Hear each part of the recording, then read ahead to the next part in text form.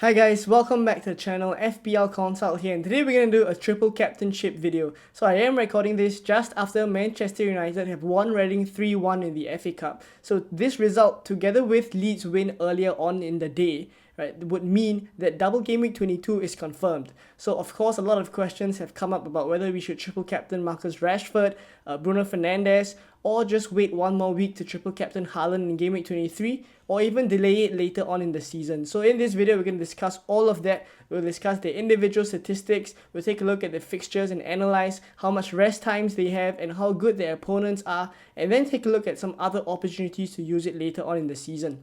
So if you guys do enjoy this video, please give it a like and also subscribe as well if you are new around here. So we'll jump in straight into the individual statistics. So what I've done here is to take a look at Bruno Fernandes, Marcus Rashford and Erling Haaland statistics from game week 17 until game week 21. So these are the most recent games that we have post World Cup that can give us a certain level of reliability on it. And also at the same time, we're going to take a look at some anytime scorer odds and anytime assist odds. So these are based on the fplreview.com assist and goal percentages. And then lastly, at the right column here, we have projected points based on Fantasy Football Hub's prediction tool to tell us how many points these players are likely to score. Right. So caveat before we go into the data is that, of course, at the end of the day, triple captainship sometimes comes down to a little bit of luck, but we can place ourselves in good opportunities to get returns. Of course, double game weeks present the best opportunities, so it is important for us to choose the right player in those double game weeks. So we'll focus on the first three columns here, which is the big chances per 90, expected goals per 90, and goal percentages, because all these tell us how likely these players are to score and basically get a big chunk of their points here. So we'll focus on the big chances per 90 first. And Bruno Fernandes is at 0.17, Marcus Rashford at 1.1, and Haaland at 2.29. So of course, Haaland is still coming up top here with a lot of big chances coming to him, and it's likely because of how many chances Man City create in just the way they play in general, right? And taking a look at Bruno Fernandes' statistics, 0.17 big chances per 90. He has been scoring a couple of goals here and there, but can he keep it up when he's not getting as many big chances as the rest of the other players here in the list? I don't think so, right? So his goals likely have been coming in opportune moments where he's not expected to score a lot, right? His expected goals per 90 is only 0.19, but he has been putting in those goals. So yes, his skill level is involved there, but at the same time, we do need him to get consistent big chances so that he can get those hauls, right? So of course, these numbers don't look good, but at the end of the day, if he does get a big chance in those games, then who knows, right? But based on the past few games, 0.17 big chances per 90 is not a statistic that I would like to go with. Marcus Rashford, he has had more big chances per 90. So every game, at least he's had one big chance, or 1.1. And basically what that means is that he's had a good chance to score every game, and his expected goals per 90 is actually 0.68. So that's pretty good as well, right? It's almost a goal in every 2 games. And that is kind of the numbers he's been putting up. In fact, he's been getting more than that, right? So a slight overperformance from him recently, but I still feel like if he's getting 1.1 big chances per 90, there's every chance he can get a goal or 2 in each of those games, right? So for Erling Haaland, I think needless to say, 2.29, he will get those chances, and we'll go into the fixtures later on, but we know he will get those chances, and he is a good finisher, right? 1.08 expected goals per 90 as well in the past few game weeks. Of course, that hat-trick against Wolves as well plays a part there, right? So all in all, right, I think these are all good triple captaincy shouts, but based on the goal percentages, we'll take a look here. Bruno Fernandes at 61%, right, Marcus Rashford at 76%, and Haaland at 82% for double game week 23. So based on the goal percentages, I would say Rashford and Haaland come up top here, of course. Haaland slightly edging it a little bit.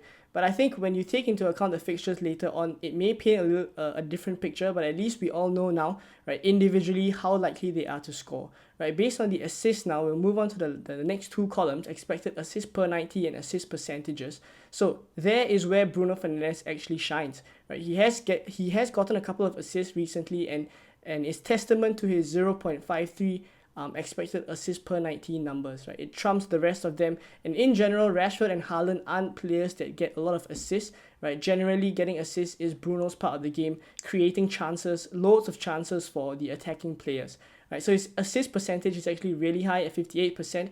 Marcus Rashford also actually comes up quite close, right? 54% based on the anytime odds by FPL review, right? And Erling Haaland, of course, the lowest with 38%. So the expected assist per 19 numbers for Rashford and Haaland aren't that good as well, right? So in the assist department and chance creation department, definitely Bruno Fernandes comes up top there, right? And as for projected points, we'll take a look now. Bruno Fernandes 11.5, Marcus Rashford at 14.3, and Haaland at 12.3. And these are all in their respective game weeks, taking into account the two fixtures. So Rashford is actually predicted to outscore Haaland in game week 23. So there's something to consider as well, that the models actually point to Rashford being more likely to get more points. And it's obviously possibly because of that one extra point that he gets because he's a midfielder, so he'll get one extra point for scoring a goal, and on top of that, there is those clean sheet points for Manchester United, and their two fixtures are at home later on, we'll see, and at home, there's every chance to keep a clean sheet and score more than Haaland, so possibly triple captaining Rashford in game week 22 could make more sense than delaying it till game week 23 for Haaland. So next up, we're going to do a fixture analysis, and basically we'll take a look at the fixtures surrounding this double game week to give us some context as to how much rest times our players will get, and on top of that, we'll analyze in detail these two fixtures that Manchester United and Manchester City have and see how well their opponents fare in these fixtures, whether they're home form or away form, what kind of play into whether we want a triple captain or not. Right, so we'll take a look at Manchester United's fixtures first. These two green fixtures here, Crystal Palace at home and Leeds at home, basically they're only 2 days apart, right? On 4th Feb, Crystal Palace at home, 2 days of rest, and then 7th February, they will play Leeds at home. So that's already a short turnaround between these two games. And before the Crystal Palace at home game, they actually play Nottingham Forest at home, the second leg of the EFL Cup, right? But they're already winning 3-0 in that one, so you would expect Bruno Fernandes and Marcus Rashford to possibly get a rest there.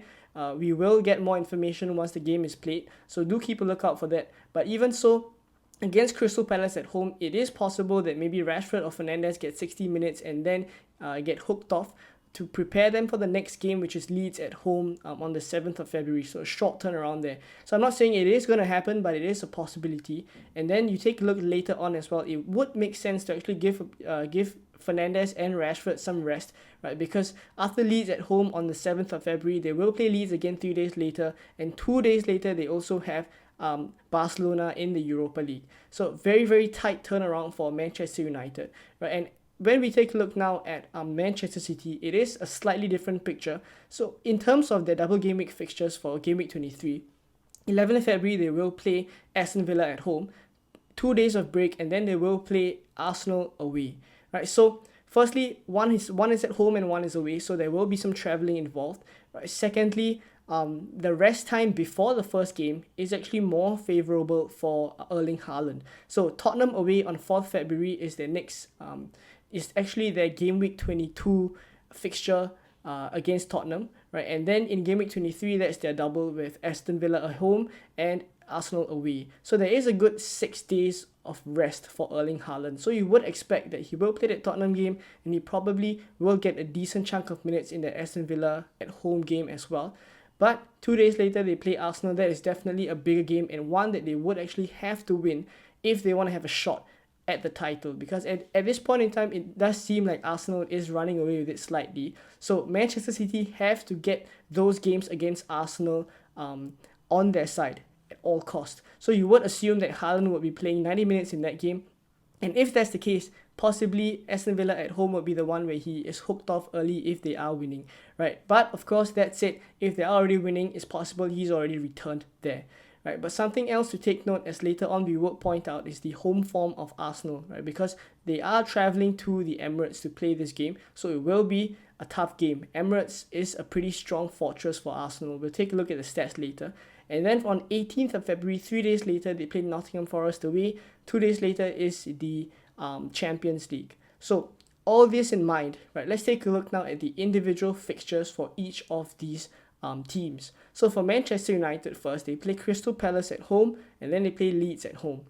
So in terms of expected goals conceded, which is the stat that we want to see, because how likely are our players to haul in that game, it would depend on how likely their opponents are to concede in those games. So for Crystal Palace at home, right, their home and away form, which basically takes into account the expected goals per 90 across the whole season so far, they actually joined 13 at 1.6 expected goals per 90 home and away. And this is likely the same based on these statistics, right? It's the same home and away, right? Because their away form is also 1.6 expected goals per 90, and they're actually ranked 10th away from home. So somewhere in the middle of the pack. And basically what this means is that we probably will see a couple of goals from them that they will concede. So Manchester United, maybe Marcus Rashford, Bruno Fernandes, they will have a chance of getting decent returns there, right? I wouldn't say haul potential there in the Crystal Palace home game, right? But the numbers do point like there will be some returns there. But the Leeds at home one for Manchester United is actually the really good one, right? Because Leeds home and away, they've actually had an expected goals per 90 of 1.9, which is the 19th position in the league so far, which is not good at all. And their away form, which is what we want to focus on, the expected goals conceded per 90 is 2.1. So that's a whole 2 goals conceded every game away from home, right? And that is 20th in the league. So they are worst in the league for that particular statistic. So basically what it can tell us is that I think Leeds at home will be the game that Manchester United are more likely to haul in, right? I'm not saying that they will haul in that one, but I think the potential is there. So these two fixtures added together actually seems like a really good opportunity to triple captain either Marcus Rashford or Bruno Fernandes, right? And then we take a look at Manchester City. It's a slightly different picture, of course, because Arsenal is one of their double game week fixtures, and needless to say, Arsenal is a tough opponent, right? So we'll take a look at Aston Villa at home first. So home and away, Aston Villa have an expected goals conceded per 90 of 1.6. So that is joint 13, similar to the numbers that Crystal Palace are putting up.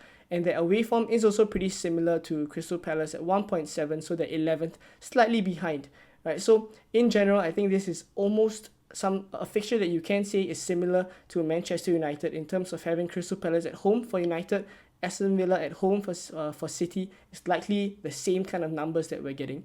But the second fixture for Man City, which is Arsenal away, we're looking at Arsenal's home and away form being the joint first in the league so far, right? They're joint with Manchester City, and it's 1 goal conceded per 90. Right, home and away. So that's already pretty decent numbers, but their home form, they are first. So this game is at the Emirates, and they will be at home. And their numbers are really good. Expected goals conceded per 90 of 0.8, which is first in the league. So these aren't great numbers for Erling Haaland. It's every chance that actually Manchester City may lose that game, and Arsenal could maybe take it 1-0, 2-0, right? Nobody knows what will happen, but the numbers actually do point that Arsenal would likely keep a clean sheet there, or at least maybe just concede 1 or 2 goals. Not a whole potential kind of game for Man City, right? So fixtures alone and also the surrounding games around this double game week, we actually kind of see that Manchester United have the better one, and their opponents are likely better as well, right? So now let's take a look at some other opportunities that we can use a triple captainship, because we don't want to be too focused and laser focused on this double game week 22 and 23 that we forget other potential opportunities to use it. So we've taken a look at the individual stats and also the fixture analysis, and those are definitely good opportunities to use the triple captainship. Marcus Rashford in double game week 22 is actually a really big shout for triple captaincy, but there also is reason to want to delay it for Erling Haaland in game week 23. Those would be the two main shouts. But I think when it comes to other opportunities, it actually applies to different groups of people. So if you fall into the category of people who have already used one of your other 3 chips, so that would mean your free hit, your wildcard, or your bench boost. If you only have 2 out of these 3 chips remaining, then there are actually other opportunities further down the line for you to use your triple captain, so you can delay it. But if you fall into the larger group of FPL managers who have all your chips intact, so your triple captain, your free hit, your bench boost, your wildcard, then actually using it in 22 or 23 get it out of the way, and then use other chips later down the line with bigger double game weeks would actually be the better play. So we'll take a look at the future double game weeks here. Game week 26 is actually a possible mini double, Brighton and Liverpool being the teams with a slight percentage of doubling there. So in general, I would say that maybe Liverpool would be a team you won't want to put your trust in at this point in time. Brighton possibly, but would you want to look away from captaining Erling Haaland in that particular week as well? So that's something you need to consider. And as for the other future double game weeks, those are bigger ones. Game week 29, game week 34, and game week 37. Out of these three, game week 29 and 34 are expected to be really big ones. Game week 37 would be a slightly smaller one than the other two. Right, so in general, these are weeks where you really want to get as much points as possible. So likely you want to play a bench boost there, or even free hit to get to the ideal team in those game weeks. So in general, if you fall into the category, as I mentioned, that you have all your chips intact, I would actually advise to use it in 22 or 23 and get it out of the way with all these players that are in form, like Marcus Rashford in game week 22 or Haaland in game week 23. These are actually great shouts to get your chip out of the way and then use your other chips in later game weeks. But if you fall into the category of players who have already used your triple cap, your bench boost, and you already have your free hit and your wildcard already, your strategy is in play, then what I think is that you can actually delay it later on and then triple captain, possibly in 34 or 37 based on the how good the fixtures are. Right, so based on your own situation, there are a lot of factors to weigh in, but I think based on just the simple analysis of whether game week 22 or 23 is a good opportunity to triple captain, definitely so, but choose your picks wisely. And I think based on the stats as well, Marcus Rashford is a great shout, Bruno Fernandes is a decent punt, and then Erling Haaland for game week 23 is someone that you can consider delaying your triple captainship for. So let me know what you guys are doing down in the comments below. Are you triple captaining in game week 22? Who are you triple captaining, or are you delaying it for Erling Haaland, or are you delaying it for later on as well? Hopefully this video was helpful for you guys. If you did enjoy it, please give it a like and also subscribe as well if you're new around here, and there's plenty more content for game week 22. So I'll see you guys very soon. Bye bye.